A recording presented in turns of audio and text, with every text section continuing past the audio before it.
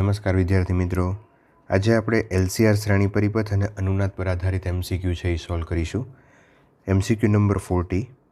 1 મિલી હેનરીનું inductance અને 10 માઇક્રોફેરેડનું capacitor અને 50 ઓહમનો અવરોધ શ્રેણીમાં જોડેલા છે.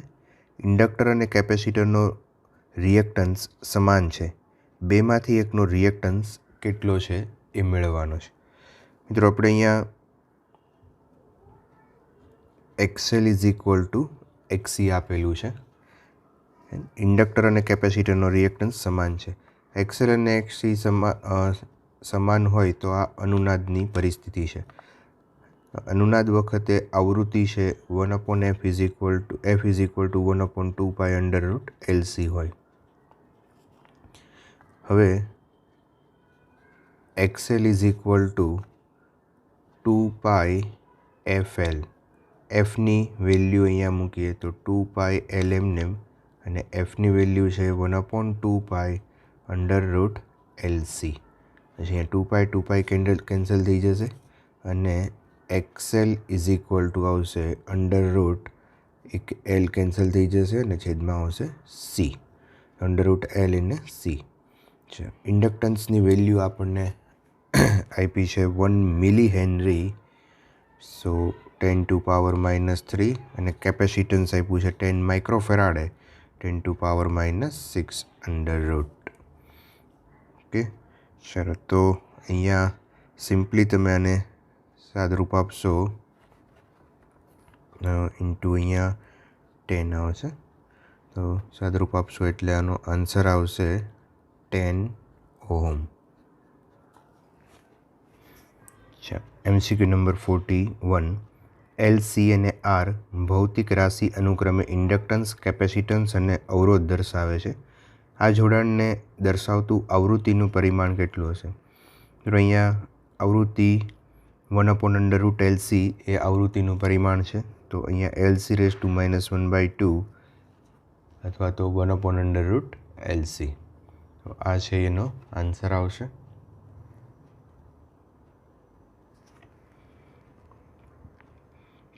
નેક્સ્ટ, R, L અને Cને એસી સ્ત્રોત સાથે શ્રેણીમાં જોડેલા છે. ઇન્ડક્ટર અને કેપેસિટરના રિએક્ટન્સના મૂલ્યો અનુક્રમે 200 અને 600 ઓહમ છે અને પરિપથનો ઇમ્પિડન્સ Z1 છે. સમાન પરિપથમાં જે રિએક્ટન્સનું મૂલ્ય આંતર રીતે બદલાતું હોય તો ઇમ્પિડન્સને શું અસર થશે? અચ્છા, અહીંયા ઇમ્પિડન્સ જે છે એ Z is equal to √R² plus XL - XC whole square. અચ્છા, તમે અહીંયા XL - XC કરો કે XC - XL કરો, આંતર ચેન્જ અહીંયા કરીએ આપણે. સમાન પરિપથમાં રિએક્ટન્સનું મૂલ્ય બદલાતું હોય એટલે કે પરસ્પર બદલાતું હોય, XL અને XCના મૂલ્ય બદલાતા હોય તો ઇમ્પિડન્સમાં કોઈ જ ફેર નહીં પડે, કારણ કે એની બાદબાકી કરી અને એનો સ્ક્વેર કરવાનો છે. V is equal two 100 sin ωt ને એક RLC શ્રેણી પરિપથના બે છેડા વચ્ચે લાગુ પાડવામાં આવે છે. અનુનાદ સમયે અવરોધમાં વિદ્યુત પ્રવાહ I is equal two I0 sin ωt હોય તો પરિપથમાં પાવરનો વ્યય ગોતો. અચ્છા મિત્રો, અનુનાદ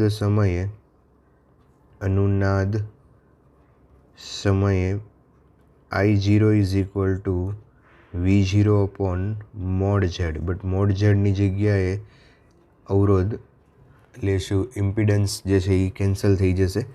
સો V0 આપ્યું છે 100 ડિવાઇડેડ બાય રેઝિસ્ટન્સ R આપ્યો છે 100. સો I0ની વેલ્યુ થઈ જશે 1 એમ્પિયર. હવે વ્યય થતો power P is equal two I0 V0/2 અથવા તો VRMS IRMS. અચ્છા, I0ની વેલ્યુ 1, V0 છે 100 divided by 2, so answer will be 50 watt. LCR શ્રેણી પરિપથમાં અનુનાદ સમયે નીચેના પૈકી કયું વિધાન સાચું છે? મિત્રો, ચારે વિધાન તમે વાંચશો તો તમને ખ્યાલ આવશે કે પરિપથમાં વિદ્યુત પ્રવાહ મહત્તમ અને E અને I એટલે કે વોલ્ટેજ અને પ્રવાહ વચ્ચેનો કળા તફાવત 0 હોય છે. આ વિધાન સાચું છે.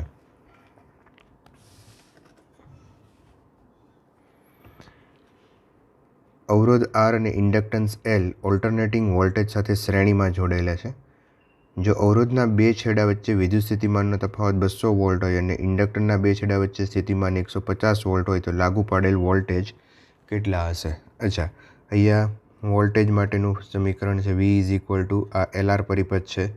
તો LR પરિપથ માટે V is equal two VR square plus VL square.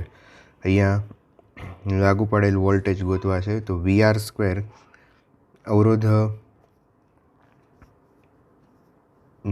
જો અવરોધના બે છેડા વચ્ચે વિદ્યુત સ્થિતિમાન 200 છે અને ઇન્ડક્ટર માટે 150 છે તો અહીંયા 200નો વર્ગ વત્તા 150નો સ્ક્વેર, આને તમે સિમ્પલ સાદુરૂપ is equal to V square આને સાદુરૂપ આપશો તો આન્સર 250 વોલ્ટ છે એ મળશે. RLC શ્રેણી પરિપથમાં આર, એક્સએલ અને એક્સસી આપેલા છે. V is equal to 10 sin omega ટીનો વોલ્ટેજ આપવામાં આવે તો પરિપથમાંથી વ્યય થતો પાવર છે એ કેટલો છે એ અહીં આપણે મેળવવાનો છે. અચ્છા મિત્રો, પાવર જે છે વ્યય થતો પાવર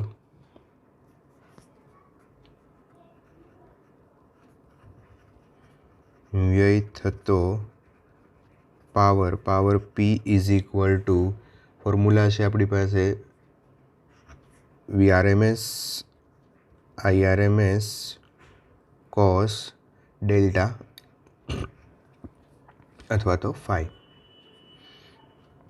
અચ્છા, હવે એક અહીંયા IRMSની જગ્યાએ લખીએ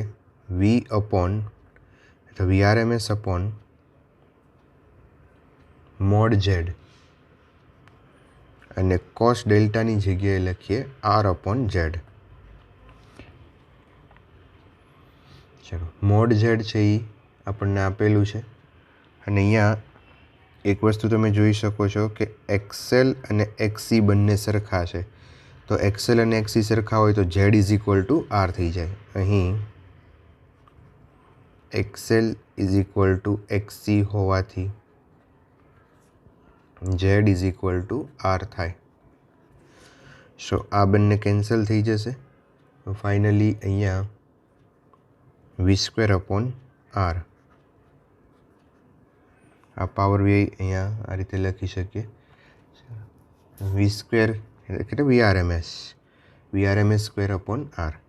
હવે અહીંયા વોલ્ટેજ આપણને મહત્તમ વોલ્ટેજ આપ્યા છે તો મહત્તમ વોલ્ટેજ માટે V0 સ્ક્વેર અપોન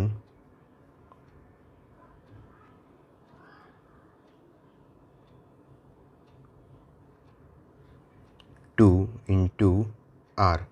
RMSની જગ્યાએ વેલ્યુ મૂકી દઈએ. ચલો, V0 આપ્યું છે 10નો વર્ગ એટલે 100, 2 અને રેઝિસ્ટન્સ આપ્યો છે 10. અહીંયા 0 કેન્સલ થઈ જશે તો આન્સર જે છે એ 5 આવશે, 5 વોટ.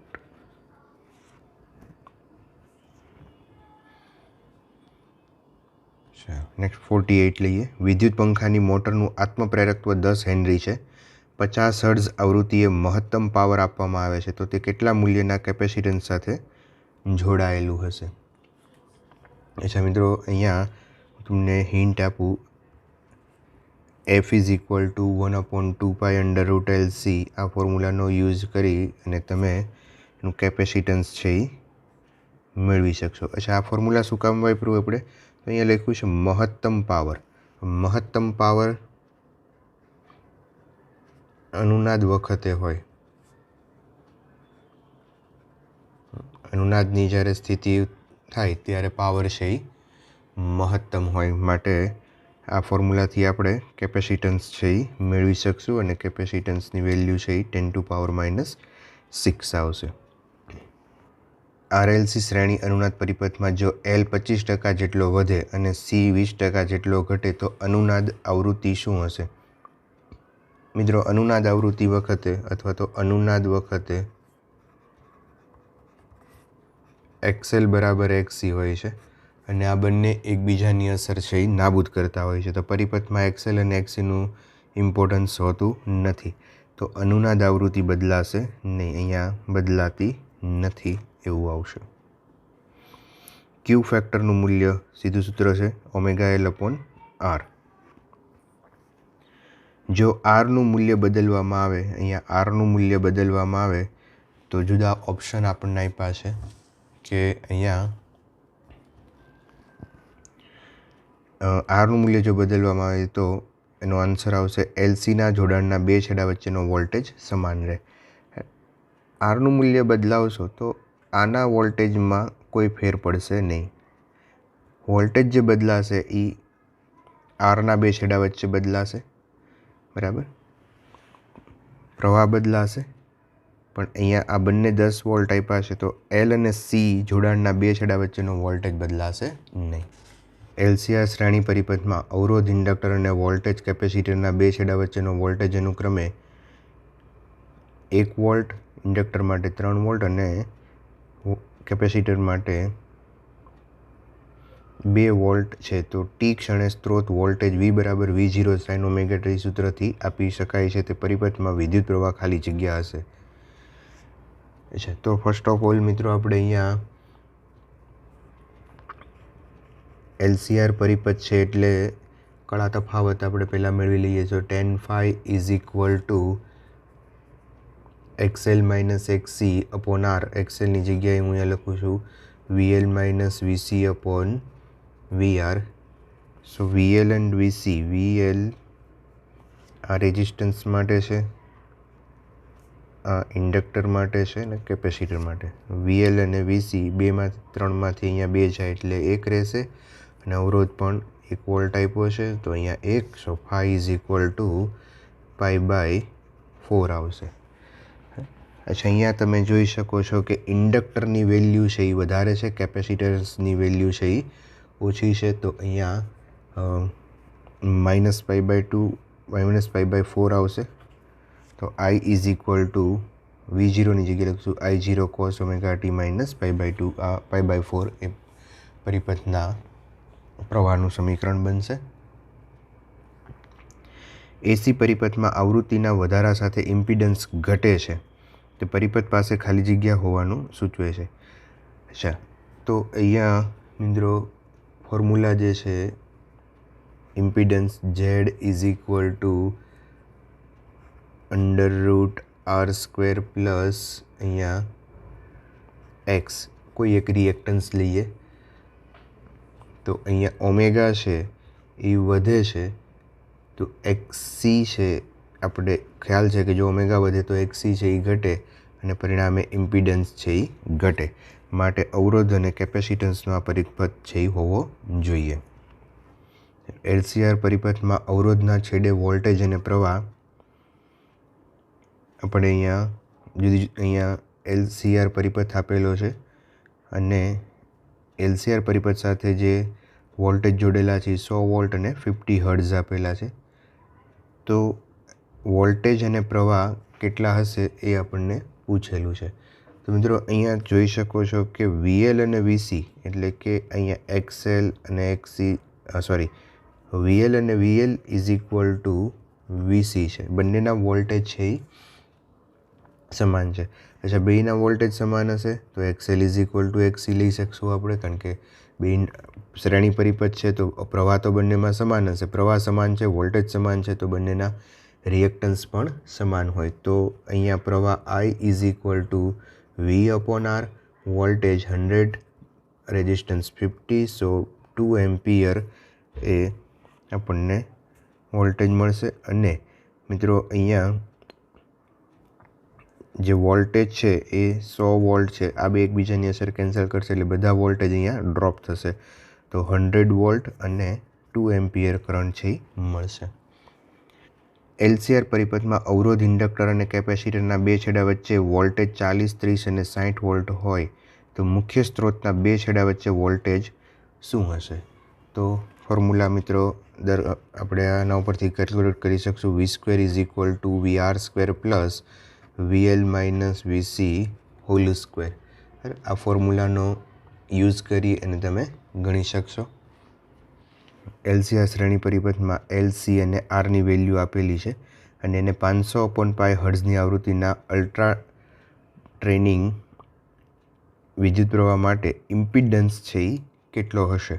અચ્છા, તો ઇમ્પિડન્સનું formula impedance Z is equal to √r² plus XL minus XC whole square. So √r² plus XLની જગ્યાએ આપણે લખી શકાય મિત્રો omega L. So omega L minus 1/ωc whole square. ચાલો, તો અહીંયા આવૃત્તિ આપી છે તો ઓમેગાની જગ્યાએ તમે 2πf મૂકી અને પ્રોબ્લેમ છે એ સોલ્વ કરી શકશો. તો આનો આન્સર છે એ 100 ઓહ્મ આવશે. ચાલો, તો અહીંયા મિત્રો અટકીએ. નેક્સ્ટ લેક્ચરની અંદર એસી પરિપથના પાવર પર આધારિત MCQ છે એ સોલ્વ કરીશું. Thank you.